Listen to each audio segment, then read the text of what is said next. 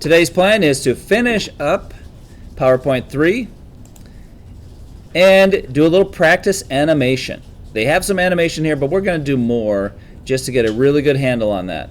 And remember, in this class, you can go wild with animation on a regular presentation. You don't want to cause your audience to be annoyed or distracted.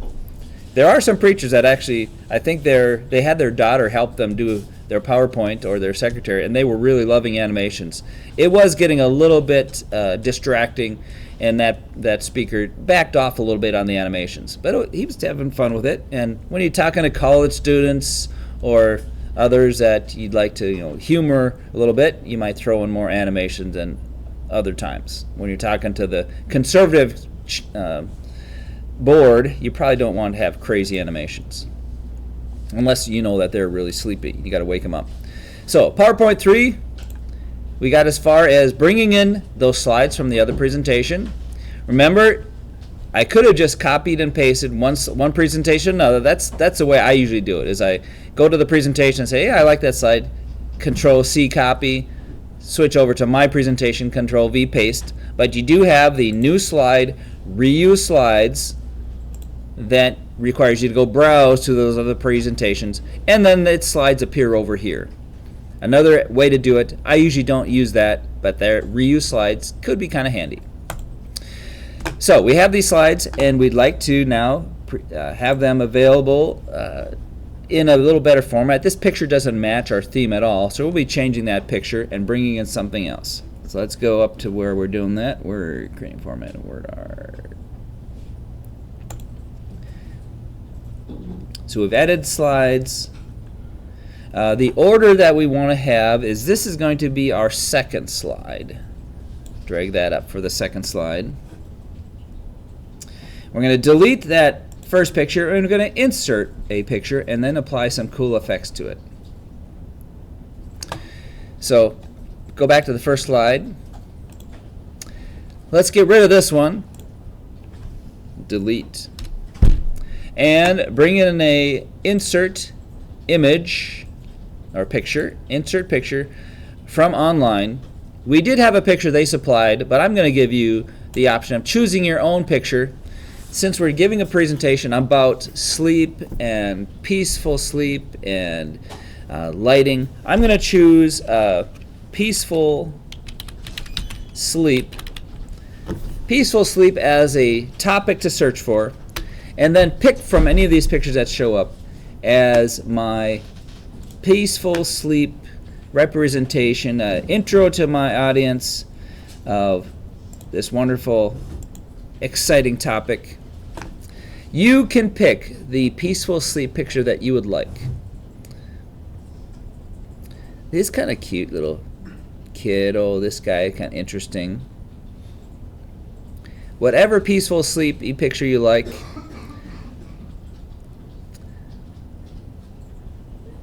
I think I'm gonna pick, that's a cute one. I'm gonna pick this little guy up here. There you go. I'm gonna pick this little guy. Insert. And let's see, I think I'm gonna have him face to the right. So I'm gonna flip that picture, rotate left and right.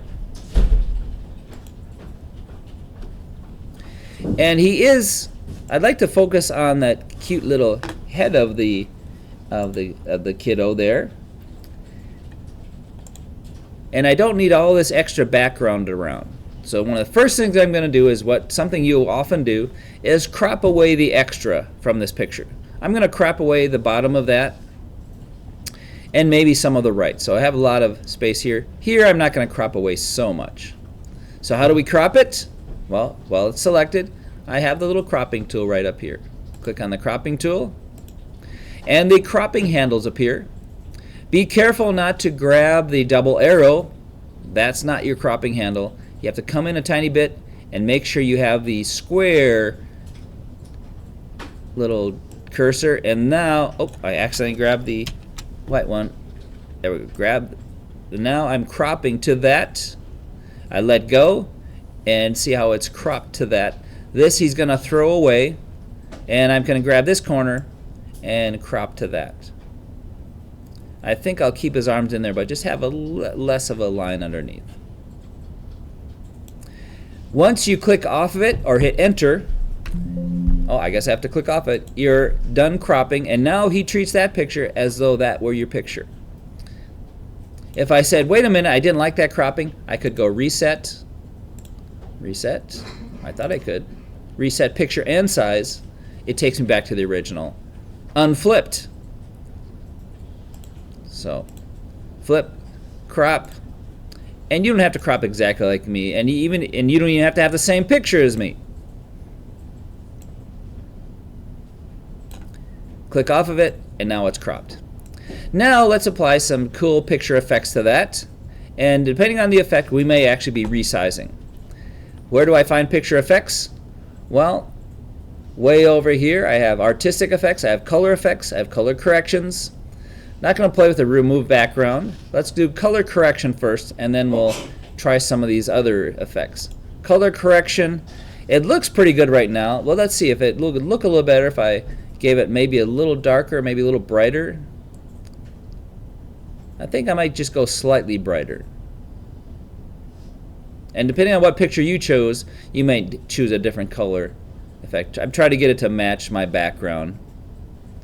So I'm going to go just slightly lighter, just so it matches my background a little better. Yet there's more. Underneath the color, I can colorize it a little warmer, a little cooler or warmer color tone. Maybe make it just slightly warmer. I can saturate the color a little bit more, although it appears that that's fairly saturated. I could unsaturate it a little bit if I want to kind of make it closer to black and white. Think of saturation as how thick the paint is versus no color in black and white. And I can even recolor it, make it look like a little old-fashioned, turn it into something that's a little scary looking, or colorize it completely different manner. I think I'll leave it as is. Remember the transparent color? That works best with cartoons. If you do transparent with images, since there is variation in whatever color you happen to click on, it's going to act really strange and give you strange transparency. Okay, so now we've done color corrections. Let's now choose what else is available here under artistic effects. There's lots of arts effects you could apply. In the book they want to apply, I think this is the one they apply, no, they apply the cross etching. I'm not sure I like the cross etching, especially on the face there. I'm going to try something, ooh, that's a little scary. That's some interest. Ooh, I'm not sure, the bubble wrap, don't want to do that. The texture, I kind of like the texture for that particular picture.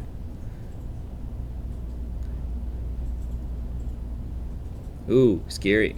I think I'll do the texture for mine. I'll let you pick whatever color effect you like, and of course you can go crazy. If you want to make it look scary, you're fine, as long as you know how to do a color effect. That one's kind of a cool one too. I'm going to go with, yeah, maybe I'll try that one because I did texture last time. I'm going to go with this one and see now what other options I have. Remember, underneath your effects, under artistic effects, I can always go to my effects options down here. And in my effect options, I can adjust that particular effect, the size of the texture adjustment or the transparency of it. You always have your extra options that you can completely customize your effect. So I can choose the effect, and that effect will have different options to go with it. The texture effect, I can adjust the scaling of the texture and the transparency of the texture. So every artistic effect available with options. It looks like transparency and scaling are my main options I have with them. So if you like it, but if it's too intense, you can say, okay, give me the texture, or the blur, or the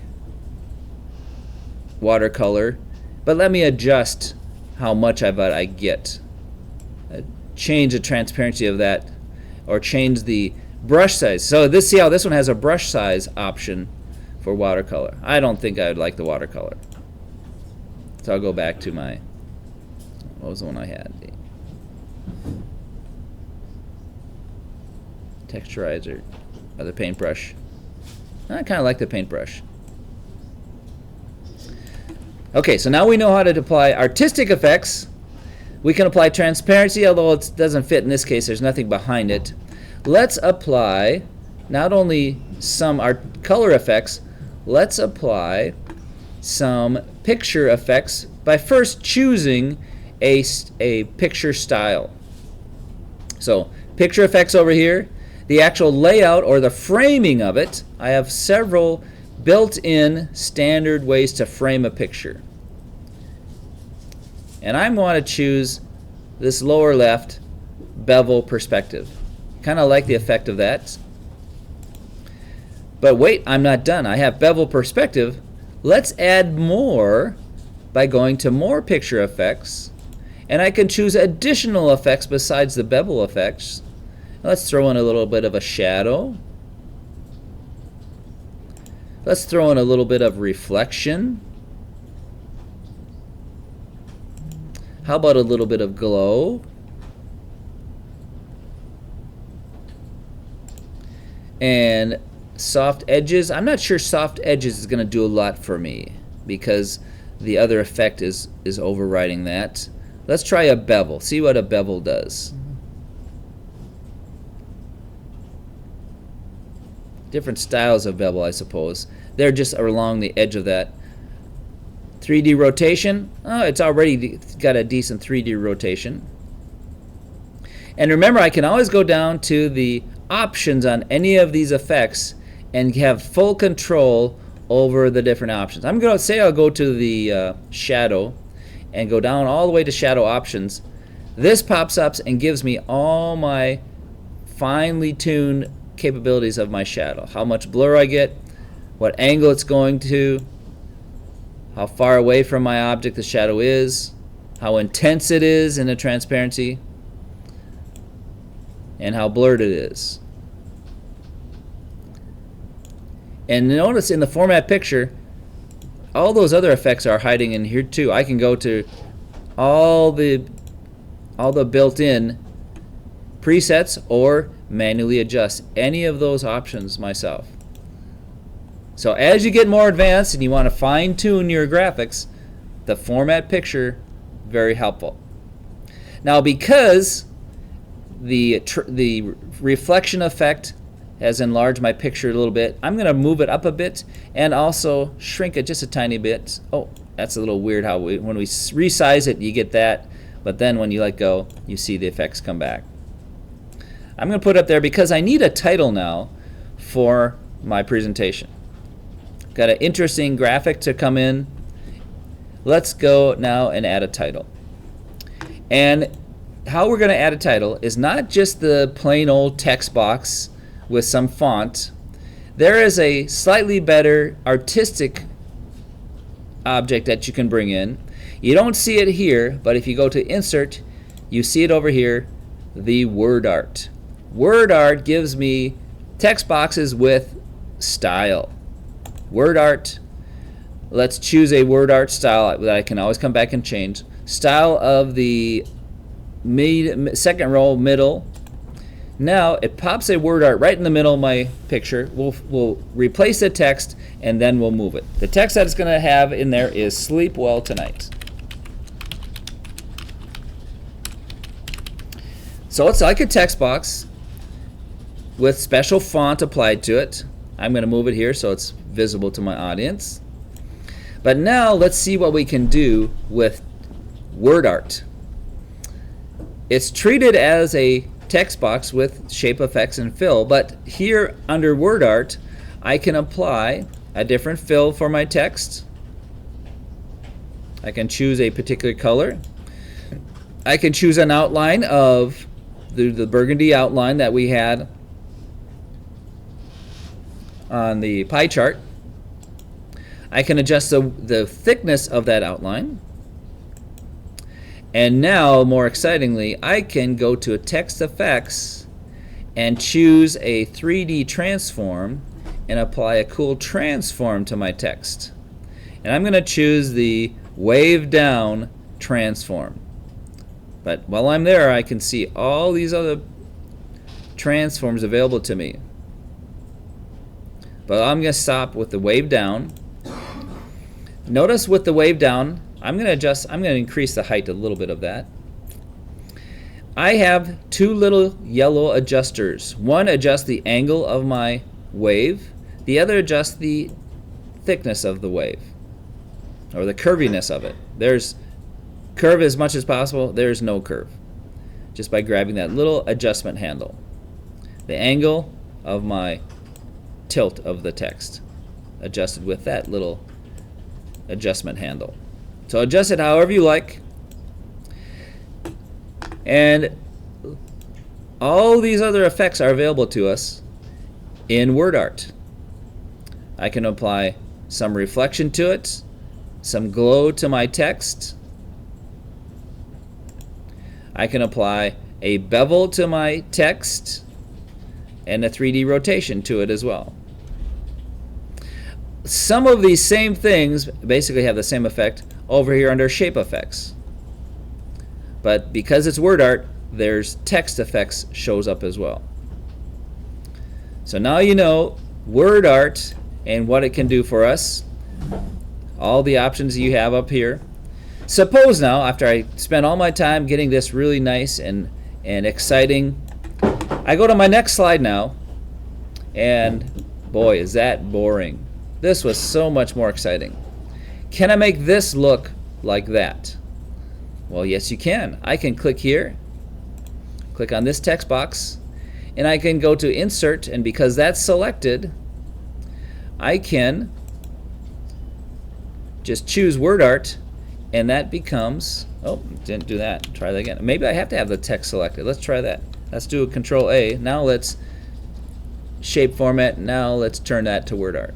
There we go. Now that becomes WordArt. So if it's selected once, yeah, if I just change my text format, shape format, there's the WordArt style shows up for me. So I didn't go do Insert WordArt.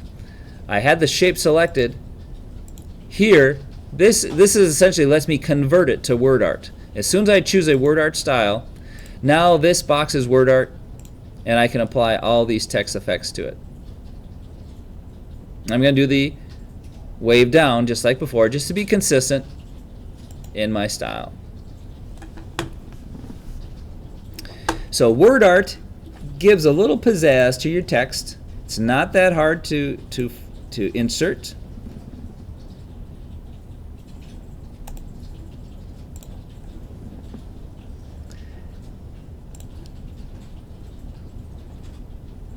Made the wave down shape. Change the next one to WordArt.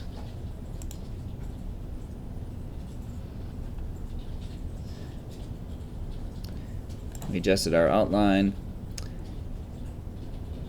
Shows the shape. And now we would like to do some animation on this slide. Before we're going to eventually get an image that goes in here. Actually, it's going to be a video image. We're going to be putting a video clip here.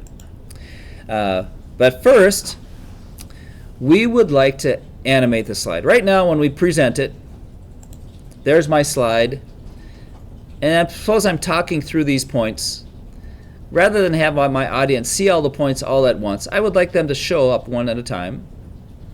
And just to add a little bit of animation eye candy, I'm going to have this appear on a click rather than immediately when I transition to my slide. So I want to animate. First of all, let's animate this WordArt. So I have it selected. I want to animate that in some way. I go to my Animations tab, and here I have my choices of animation. And let's again get a good handle on animations. The green means it's going to be invisible until that happens, until the green entrance animation happens. If it is visible on my screen and I want something extra to happen to it, I can add an emphasis animation. And if I want something to go away, I can have an exit animation. And there are motion path animations as well. We're going to practice with some of those towards the end here. Okay, so for this one, we want to have a fade in. Let's do a fly in animation. With each animation we choose, the effect options come up for that animation. Where this one, I can fly in from the, how about fly in from the top? If I decide, wait a minute, I don't want fly in, I want float in.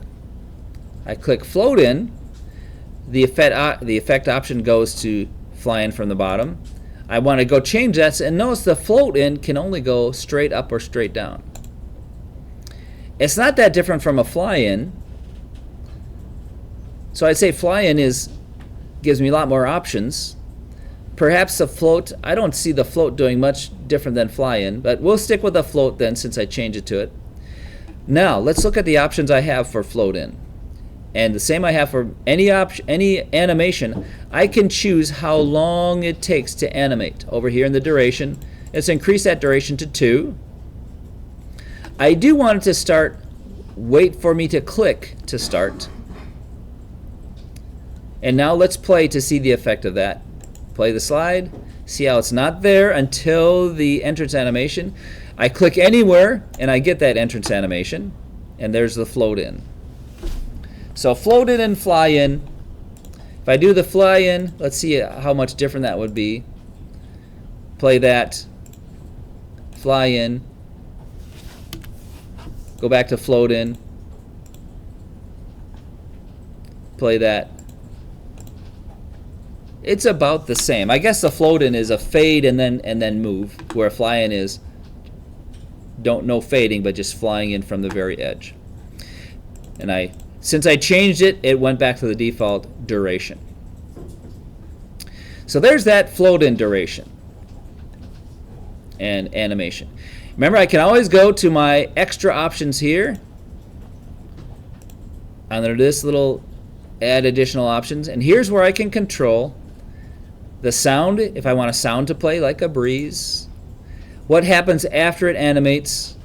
Here I can adjust my duration as well, and whether or not it rewinds or plays or repeats multiple times. I don't think I want this one repeating. Now I have a sound applied to it just for fun. As we get more animations, it's going to be useful to turn on the animation pane, and I will see my animations appear over here. I can turn on or off the animation pane as I get more complex animations, just to see, is it doing what I think it should be doing. Now it's time. We would like these points of our talk here on this page to be animating in as I cover the point. So let's add an animation to this. This time we'll choose, let's do something wild and crazy. Let's add an entrance animation of swivel.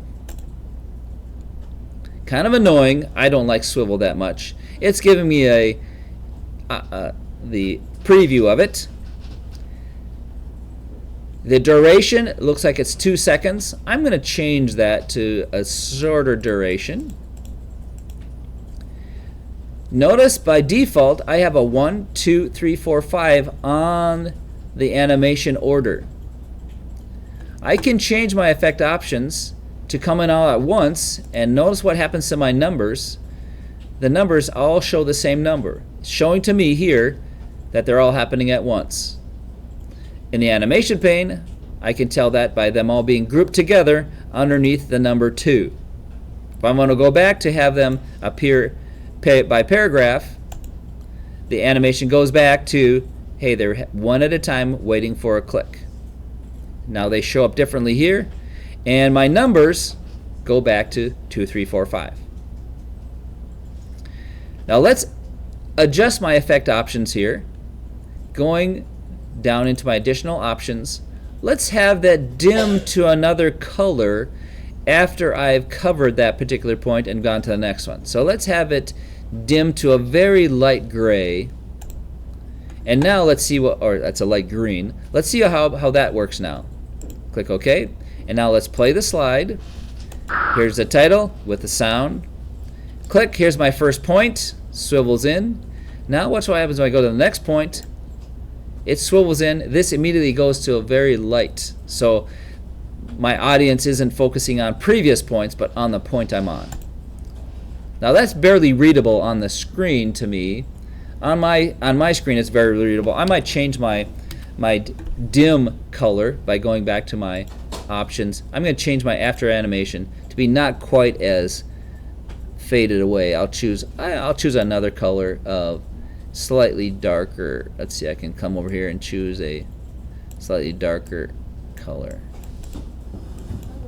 Yeah. So mine's for the swivel, I think it's swivel. Mine's is like disappearing. It's not like appearing, but it's like showing itself, but disappearing. Oh, let's come take a look. I can always go back and adjust its options. Let's see what we got here. Yeah, because I was just, it'll do that. Oh, okay. So go back to your animations pane. Go to animations. Show the animation pane.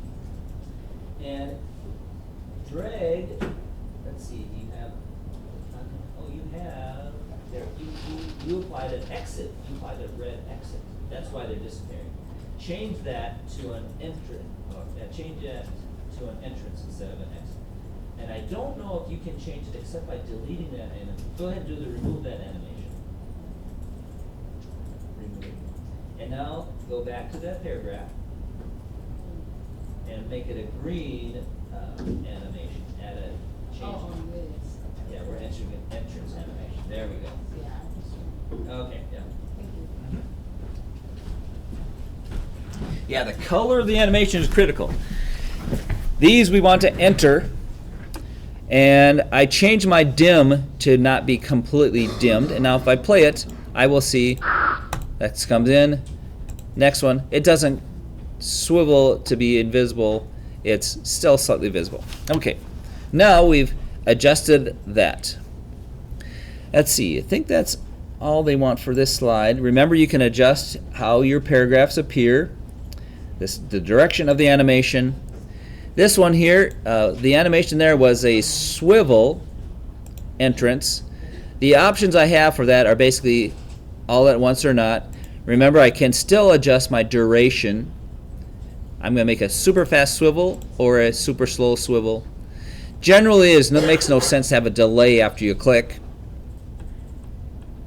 Now it's time to bring in a video.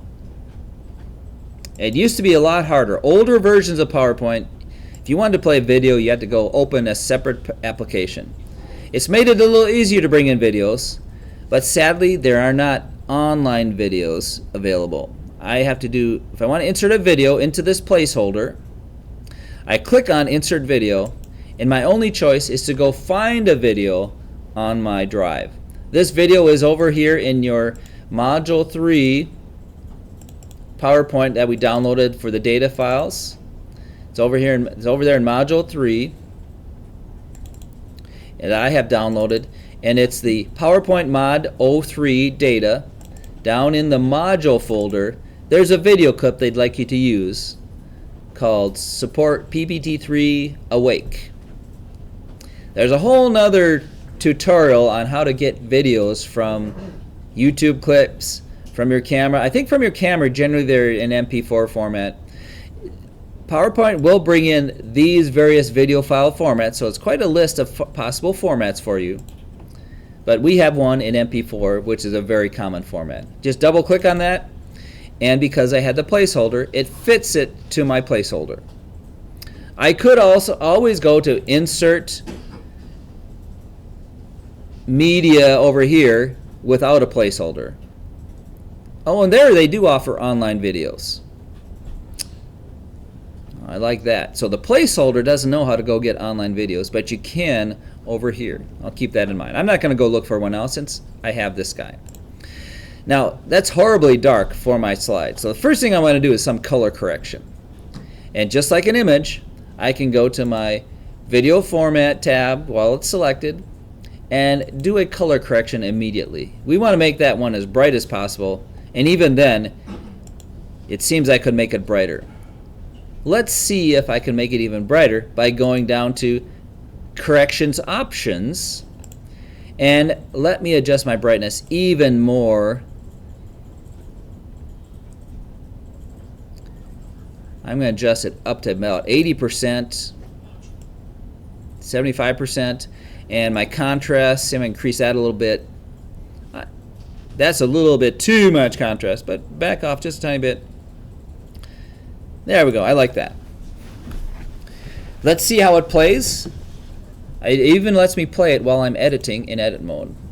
Most of the time, well, a lot of the time, you don't see the actual animation until you play your presentation. Here I can play. See, there's kind of a long delay before he finally wakes up and pushes the snooze button.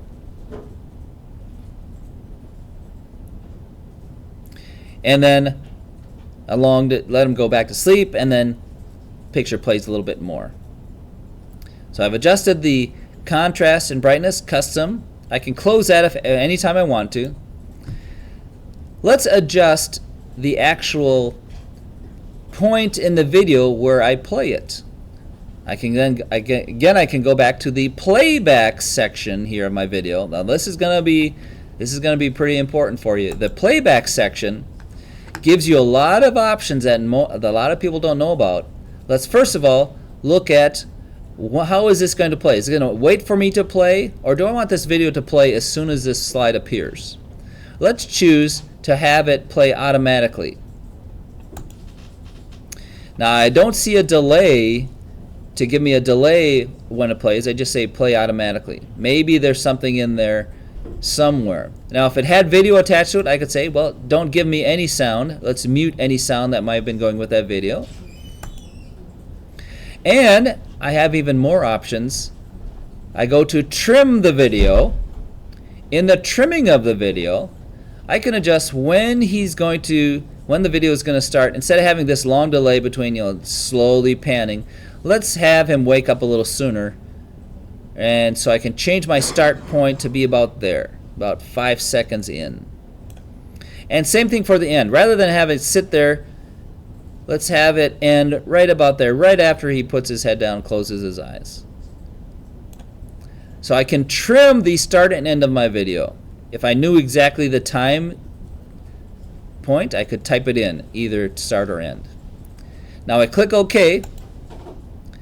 I won't see that effect until I actually play the video. But let's add a little bit of a fade in and see the effect of that. How about a 1 second fade in, and we'll do a 1 second fade out. So fade in, trimmed, start automatically. Play to see the effect of that. Remember, everything else is waiting for me to click. This is starting automatically. Oh, it's starting automatically after the last animation. So click, entrance, click through my points, finally get to my 4th point,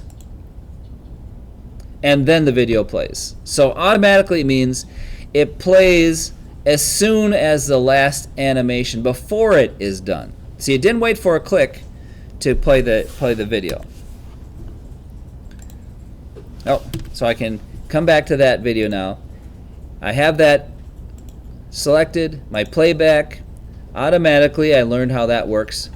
If you ever look at your animations at this point, it will look a little crazy if you want to see your animation pane. You've got this video sitting here with some kind of animations applied to it. I can see there that it's going to wait till everything else is done. This is my clue that this happens after that last thing there and my point has been clicked. So this is where the animation pane is kind of handy. It helps you understand how things are happening in the presentation. So there's our animation for that. Animate these things. Then don't wait for a click. This happens the same time as this. And another way to see that, even without the animation pane, is I see a number 5 on that and I also see a number 5 on that. The lightning bolt means this happens as soon as number 5 happens. Automatically this happens. Graphically though, we would like to apply the same effect that we had to the little baby. Let's apply the bevel effect to the video. I have it selected. I can go to the video format and I can apply the same style to videos that I can apply to pictures. And I'm going to apply the 3D bevel perspective with similar border effects, or sorry, video effects of a shadow, slight shadow, a video effect of a reflection, the video effect of a glow,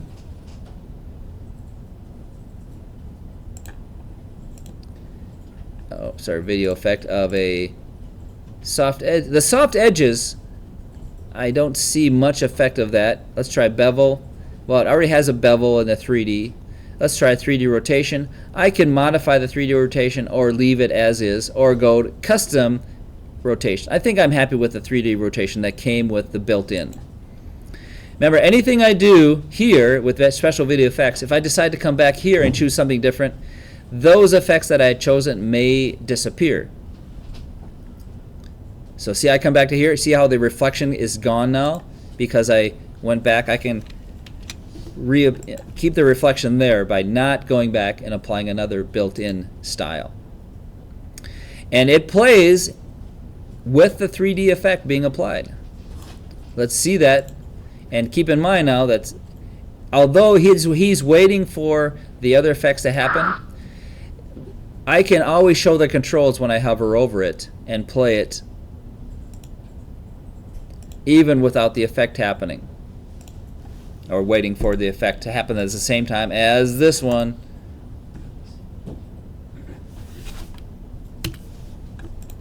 And as I'm playing, I can always click again and it'll jump ahead to the next animation.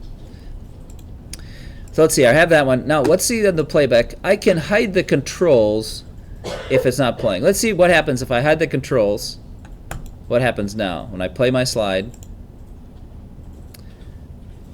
The video isn't even showing until everything comes in, and then it pops up. I'd say that's kind of annoying, so I don't think I want to hide the controls while playing. Well, not playing. It looks like hide the controls also means hide the video. So there we have a video coming in, playing that nicely. We have our sleep stages. I don't think we want to animate our pie chart. We could if we wanted to. Let's at least give the same wave effect to this title. So I select that. I can, under format of, with that part selected, let's see if I can change the format of that to be the similar word art. Although it doesn't change the font, I can apply the same, oh, look at that. I can't apply other variations that were available in plain word art. So apparently because it's a title, it won't let me do more fancy word art effects, but I can apply the glow, and I can apply some reflection or shadow. But I can't apply the wave down because it's part of this title of a pie chart. Let's see what happens if I adjust the size of that. Will it increase my font size? No, it doesn't let me change the size. It does let me move that around. The font size, let's try Control Shift greater than. Yes, I can do the Control Shift greater than with it selected to increase the font size. But I can't apply any waves to that. All right, now that you have done what's in the book, we're going to do a little extra practice of animation. Just to give you extra skills here, we're going to insert an extra slide at the very end. Time to do some practice animation. So insert, oh sorry, yeah, we're home tab, new slide, title only. And I'm going to put in the title, practice animation. first things I'm going to do, have something to animate. So let's throw in some shapes that we're going to animate. Let's throw in a triangle. Let's bring in a square. And how about a star?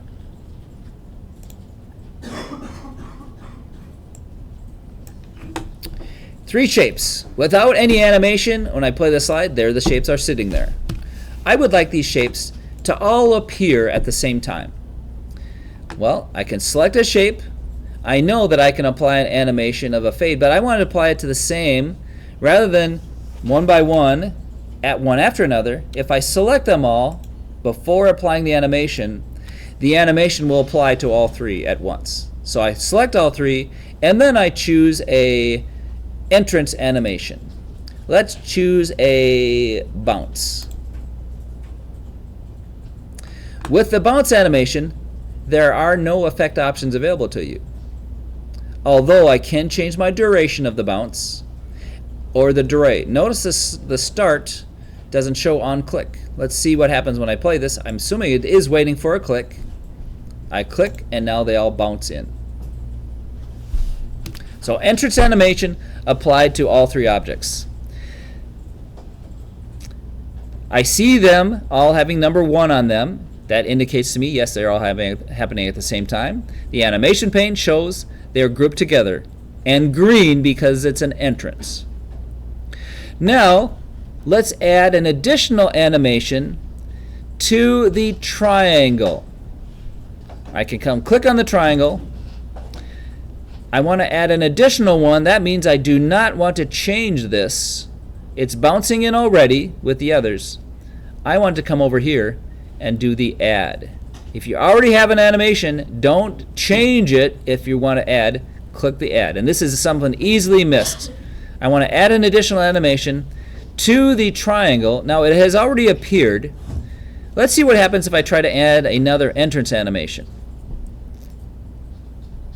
like a swivel. It already enters. What's going to happen? Let's see what happens if I have 2 entrance animations applied. 2 entrance animations don't make sense. Let's see the effect of that. They all 3 enter. I click again, and the triangle kind of re-enters. So keep that in mind. If it's already entered, another entrance animation, you can add it, but it's already there, so it's more like an emphasis. So let's add an emphasis animation to the square one now. Click on the square. Again, we don't want to change its entrance. Let's do an add. And since we know it's already entered, let's add an emphasis animation. That makes more sense. And let's have him do a, how about he's a square? Let's have him teeter when I went for that next additional animation. I click teeter.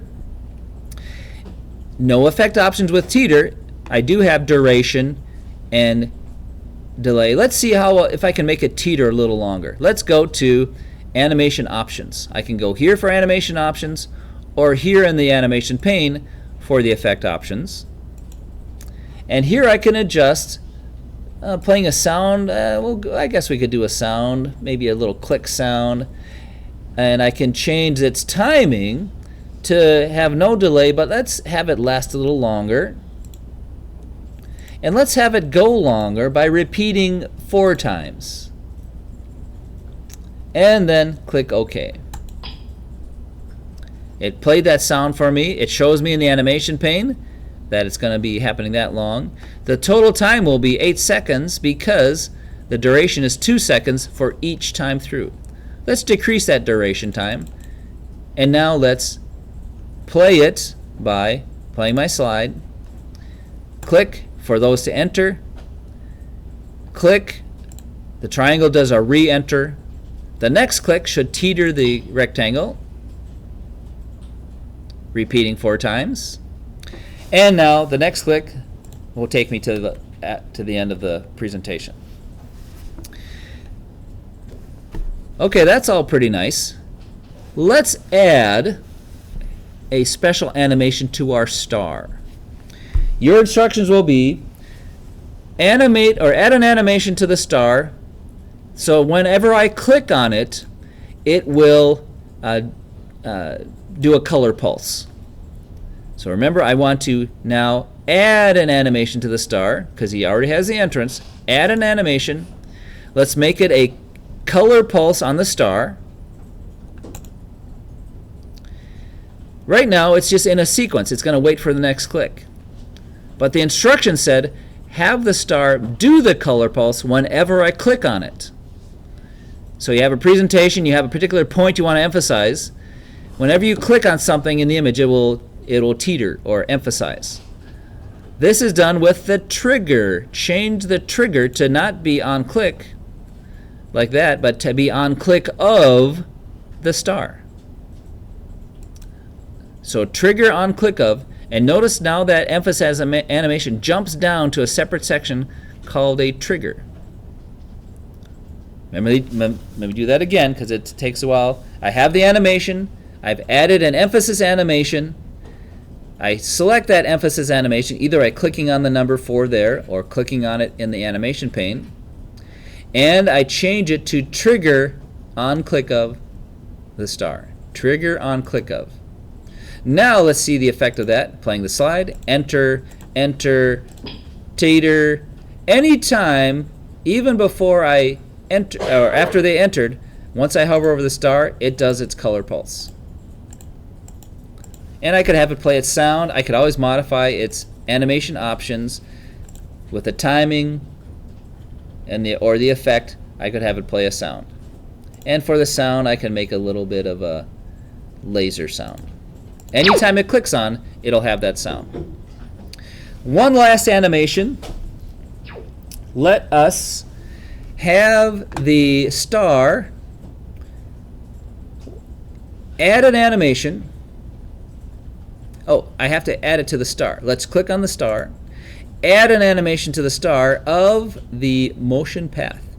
And the most flexible motion path would be your custom path.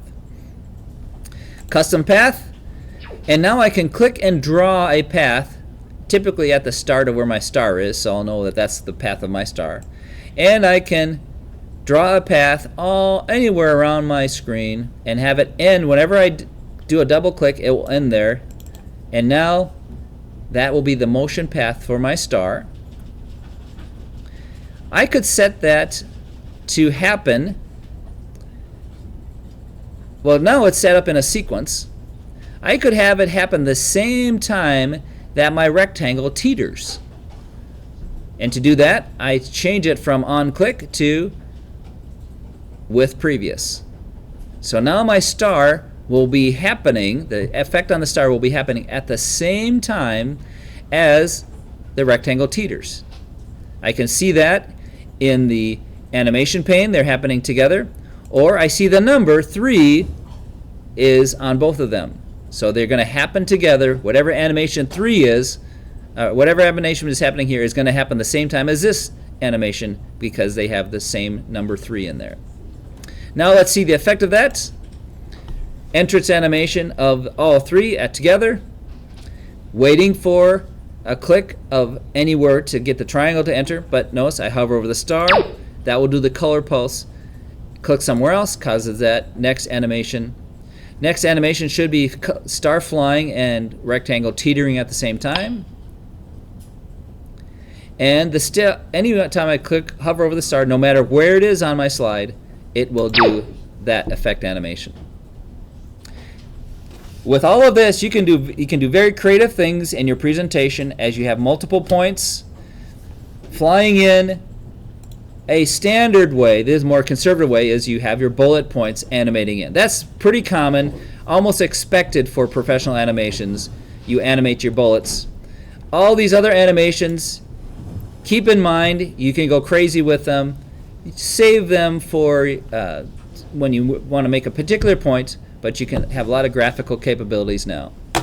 That is now ready to upload. Save that. You can upload it then for your assignment. And you're done for today. Have a wonderful day, wonderful weekend. Enjoy the cooler weather.